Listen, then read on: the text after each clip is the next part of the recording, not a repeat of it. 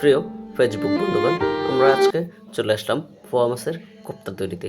কোপ্তা তৈরিতে আমাকে সহযোগিতা করছেন আমার সহধর্মিণী এবং আমার দু মেয়ে। আমরা বড় দেখে 3টি পোয়া মাছ নিয়ে নিলাম, যাদেরকে আঁশ ছেটে আমরা তৈরি করে নিলাম। কিছুক্ষণ পরে আমরা তাদেরকে শিলপাটা নিয়ে আসলাম। দেখতে পাচ্ছেন শিলপাটায় আমরা তাদেরকে কীভাবে কোপ্তা তৈরির জন্য প্রসেস করে নিচ্ছি। আপনারা চাইলে এভাবে প্রসেস করে নিতে পারবেন। আমরা প্রসেসের এক পর্যায়ে যখন আমরা আঁশগুলো বের করে নিলাম মাছের গোশতগুলো, তখন দেখুন আমরা কিভাবে বের করলাম চামচ দিয়ে।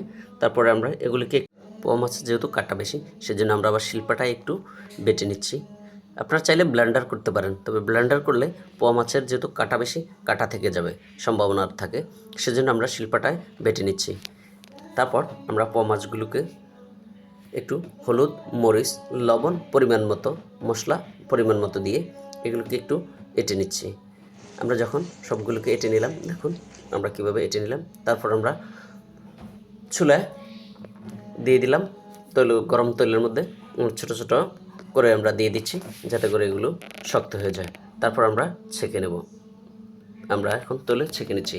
এর ফাঁকে বলে নিচ্ছি, যারা আমাদের গত ভিডিওতে কমেন্ট করেছেন তাদের উল্লেখযোগ্য কয়েকজনের নাম বলছি। সকলের নাম বলতে পারছি না, সেজন্য আন্তরিকভাবে দুঃখিত।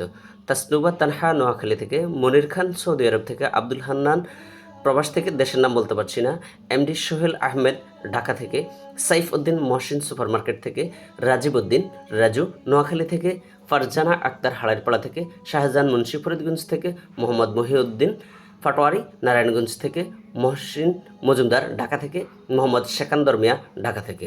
আমাদের পরবর্তী ভিডিওতে আপনারা কমেন্ট করবেন, আমরা আপনাদের নাম প্রকাশ করব। দেখে নিচ্ছেন আমাদের ছাঁকা শেষে আমরা এখন কিছু মশলা গরম করে নিলাম।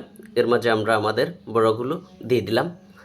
এখন আমরা এগুলোকে একটু নেড়ে নিচ্ছি। নেড়ে নেওয়ার ফাঁকে আমরা এগুলোকে আবার ঢাকনা দিয়ে ঢেকে নেব। দেখতে পাচ্ছেন আমরা এগুলিকে নেড়ে নিচ্ছি। এর ফাঁকে এরকমভাবে কোপ্তা তৈরি কে কে করেছেন, কে কে খেয়েছেন জানতে চাই। আমাদের নেড়া শেষ, এখন আমরা ঢাকনা দিয়ে দিচ্ছি। ঢাকনা দিয়ে দিলাম। আপনারা এভাবে 2-3 মিনিট প্রয়োজন মতো ঢাকনা দিয়ে রাখবেন, তাহলে কোপ্তাগুলো সুন্দরভাবে তৈরি হয়ে যাবে। আমাদের পরবর্তী নিত্য নতুন ভিডিও পেতে আমাদের সঙ্গে থাকুন। ধন্যবাদ সকলকে।